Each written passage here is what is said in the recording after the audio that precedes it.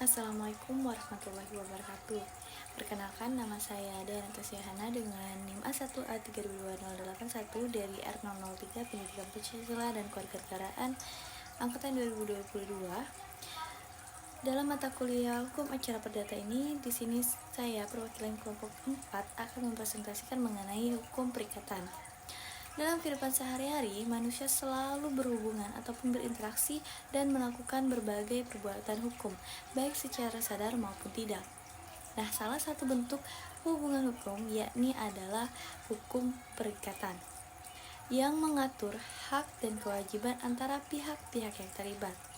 Kemudian, perikatan ini menjadi dasar dari banyak aspek hukum perdata seperti perjanjian, utang piutang, dan tanggung jawab hukum lainnya. Hukum perikatan di Indonesia diatur dalam buku ketiga Kitab Undang-Undang Perdata. Dalam buku ketiga Kitab Undang-Undang Perdata, KUH Perdata yang membahas bagaimana perikatan dapat timbul, berlangsung, dan berakhir. Perikatan dapat muncul dari kesepakatan antara pihak-pihak yang terlibat ataupun kesepakatan antara pihak-pihak perjanjian maupun langsung dari ketentuan hukum undang-undang. Oleh karena itu, pemahaman tentang hukum perikatan menjadi sangat penting, terutama dalam transaksi bisnis, kontrak kerja, dan berbagai aktivitas ekonomi lainnya. Di sini saya akan menjelaskan mengenai latar belakang dari pengertian hukum perikatan. Menurut Hoffman, perikatan atau fair business adalah suatu hubungan hukum antara sejumlah terbatas subjek-subjek hukum. Sehubungan itu seseorang mengikatkan dirinya untuk bersikap menurut cara-cara tertentu terhadap pihak yang lain yang berhak atas sikap yang demikian itu. Mutompo dan Harun 2017. Kemudian, menurut pasal 1233 Kitab Undang-Undang Hukum Perdata menyebutkan sumber perikatan adalah perjanjian dan undang-undang. Perikatan adalah suatu hubungan hukum di bidang hukum kekayaan di mana satu pihak berhak menuntut suatu prestasi dan pihak lainnya berkewajiban untuk melaksanakan suatu prestasi. Menurut pasal 1313 Kitab Undang-Undang Hukum Perdata adalah suatu perbuatan dengan mana satu orang yang lebih mengikuti atau mengikatkan dirinya terhadap satu orang atau lebih. Menurut Muskibah tahun 2022, perikatan sebagai suatu hubungan hukum yang harus terjadi antara dua subjek hukum, yaitu satu pihak kreditur, pihak berhak atas prestasi, dan kemudian satu pihak debitur, pihak yang wajib memenuhi prestasi. Pada perikatan, subjek hukum sekurang-kurangnya harus terdapat satu orang kreditur dan satu orang debitur. Bahkan suatu perikatan juga dapat dilakukan beberapa subjek hukum yang terdiri dari kreditur dan debitur. Selanjutnya saya akan membahas mengenai subjek hukum perikatan. Yang pertama yakni menurut Muskibah tahun 2022, prestasi merupakan objek dari perikatan. Sedangkan menurut Sriwondo N. Kristiwanto 2021, objek perikatan harus memenuhi beberapa syarat tertentu, yaitu objeknya harus tertentu, objeknya harus diperbolehkan, objeknya dapat dinilai dengan uang. Dua materi telah saya sampaikan, kemudian saya akan menjelaskan mengenai objek hukum perikatan, sistem hukum perikatan. Yang pertama yakni menurut Setiawan 2015, hukum perikatan yang memberikan kebebasan seluas-luasnya kepada masyarakat untuk mengadakan perikatan atau perjanjian yang berisi apa saja asalkan tidak bertentangan dengan keterlibatan umum dan kesusilaan. Inilah yang dikenal dengan hukum. Perikatan sebagai pelengkap optional law yang artinya pasal-pasal itu boleh disingkirkan dan manakala dikehendaki oleh pihak-pihak yang membuat janji itu. Mereka boleh mengatur sendiri kepentingan mereka dengan janji yang mereka buat. Sistem terbuka yang disebutkan di atas lazim disimpulkan dalam pasal 1338 ayat 1 KUH Perdata yang menyatakan bahwa semua persetujuan yang dibuat secara sah berlaku sebagai undang-undang bagi mereka yang membuatnya. Kemudian, menurut pembuat undang-undang Badrul Asman 1995 ayat 17, kata semua dalam pasal tersebut menunjukkan bahwa perjanjian yang dimaksud bukan semata-mata perjanjian bernama, tetapi juga melibatkan perjanjian tidak bernama. Selanjutnya, yakni asas-asas perikatan. Menurut Sri Widodo N. Kristiawanto 2021, asas dalam hukum perikatan diatur dalam buku 3 KUH Perdata, yaitu terdiri dari 3 asas utama dan 8 asas hukum perikatan nasional.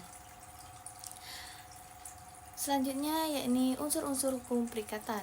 Menurut Fadila N. Sadiaka dan Krisdayanti tahun 2024, unsur-unsur perikatan dalam hukum kontrak atau perikatan pada umumnya terdiri dari kesepakatan persetujuan, kemampuan atau kecakapan untuk bertindak, pokok perikatan yang jelas, sebab yang tidak bertentangan dengan hukum. Menurut Matompo Harun 2017, perikatan mengandung 4 unsur, yaitu adanya kaidah hukum, adanya subjek hukum, adanya prestasi, dan dalam bidang harta kekayaan. Sedangkan menurut Sri Widodo N. Kristiawanto 2021 menjelaskan dalam perikatan terdapat 2 unsur, yaitu pihak-pihak dan objek hukum, ataupun bisa kita sebut dengan prestasi. Selanjutnya yakni jenis-jenis perikatan. Menurut Muskibah tahun 2022, perikatan ini dibagi berdasarkan KHUP Perdata dan prestasi. Yakni ada beberapa pembagian perikatan berdasarkan kedua pembagian tersebut. Yang pertama berdasarkan KHUP Perdata. Perikatan berdasarkan KHUP Perdata ini terdiri dari 6 jenis perikatan. Kemudian berdasarkan prestasi, perikatan berdasarkan KHUP Perdata ini terdiri dari 2 jenis perikatan.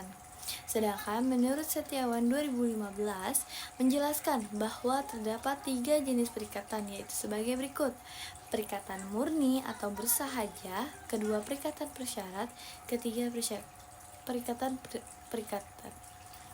dapat dibagi dan tidak dapat dibagi.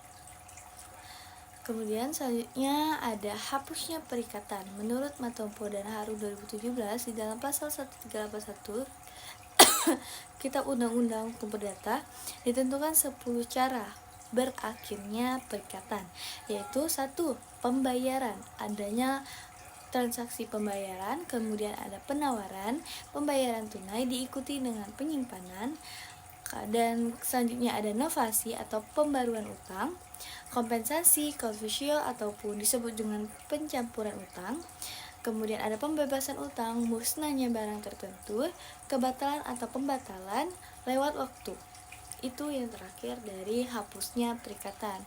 Kemudian ada perjanjian dan perikatan tidak ditepati, disebut dengan wan prestasi atau ingkar janji, terjadi ketika debitur gagal memenuhi kewajibannya dalam perjanjian, baik karena tidak melakukan apa yang menjanjikan, melakukan tetapi tidak sesuai, terlambat, atau melakukan sesuatu yang dilarang. Jika wan prestasi terjadi bukan karena keadaan memaksa, debitur wajib memberikan ganti rugi.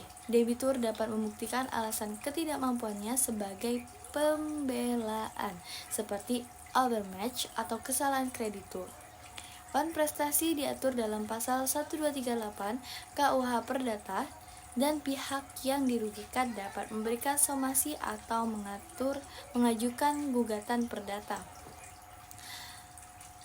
Kemudian yang kita akan membahas di sini ini syarat sah perjanjian.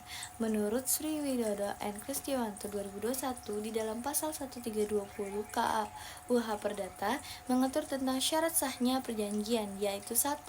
Sepakat mereka yang mengikatkan dirinya, kemudian kecakapan untuk membuat suatu perikatan, ketiga suatu hal tertentu objeknya jelas, ukuran, bentuk, dan lain-lain, keempat suatu sebab yang halal. Terakhir, yakni model pencantuman hukum dalam pembentukan hukum perikatan.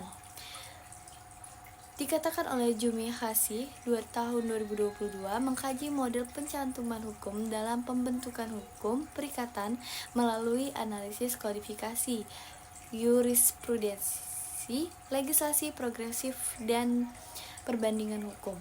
Analisis mendalam terhadap berbagai model pencantuman hukum akan mengidentifikasi kelebihan dan kekurangan masing-masing dari model, termasuk aspek kepastian hukum, keanehan, dan keadilan. Analisis ini juga akan membahas dampak dari terhadap kepastian hukum, keadilan, perkembangan hukum, perikatan, peran lembaga hukum seperti parlemen dan Mahkamah Agung, serta konteks sosial, ekonomi, dan politik nasional. Selanjutnya yakni tujuan perikatan.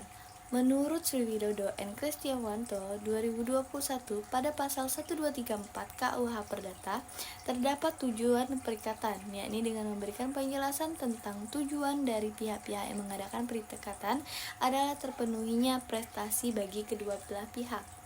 Prestasi dimaksud harus halal, artinya tidak dilarang oleh undang-undang, tidak bertentangan dengan ketertiban umum, dan tidak bertentangan dengan kesusilaan masyarakat. Prestasi tersebut dapat berbentuk kewajiban memberikan sesuatu, kewajiban melakukan sesuatu, ataupun kita bisa sebut dengan jasa, atau kewajiban tidak melakukan sesuatu. Kesimpulan dari hukum perikatan ini merupakan hukum perikatan merupakan aspek penting dalam hukum perdata yang mengatur hubungan hukum antara subjek hukum, yaitu kreditur dan debitur. Perikatan dapat timbul dari perjanjian atau ketentuan hukum yang diatur dalam buku ketiga Kitab Undang-Undang Hukum Perdata. Ada beberapa yang mendasari perikatan, seperti kesepakatan para pihak, kecakapan objek yang tertentu, dan sebab yang halal. Asas yang berlaku dalam hukum perikatan termasuk asas kebebasan berkontrak dan asas konsensualisme yang mengedepankan pentingnya kesepakatan dalam setiap perjanjian yang dibuat. Dengan pemahaman yang baik terhadap hukum perikatan, diharapkan individu dan pihak-pihak dalam transaksi bisnis dapat mematuhi dan menegakkan hak serta kewajiban mereka sehingga tercipta kepastian hukum. Demikian presentasi yang saya dapat berikan mengenai hukum perikatan. Kurang lebih mohon maaf. Wassalamualaikum warahmatullahi wabarakatuh.